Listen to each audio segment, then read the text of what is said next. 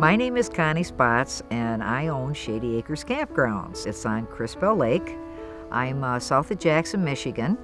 I've been here about 40 years, and it's a wonderful community. June 7th, I had a garden club meeting that night. So I had just gotten back, and I go to bed early with my 2 dogs. We were upstairs in bed. It was 2:30 in the morning, and the alarm went off. And I had like 1 minute, and the phone rang.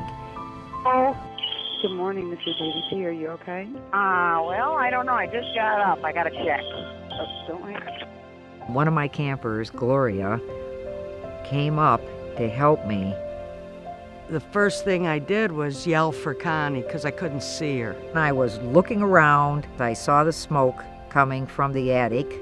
I grabbed the dog and got down the steps as quick as I could. She was standing in the kitchen with the fire extinguisher. The smoke was too bad for us and it was engulfing us. We realized we weren't doing any good, so we decided we would get out of there.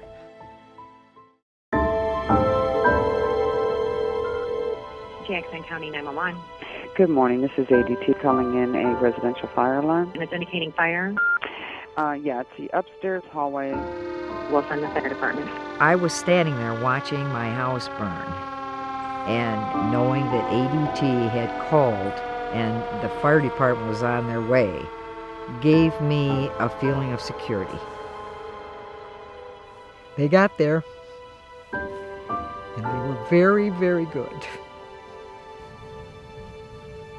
The fire started in the laundry room. It was an electrical fire. I am really glad that ADT was there for me.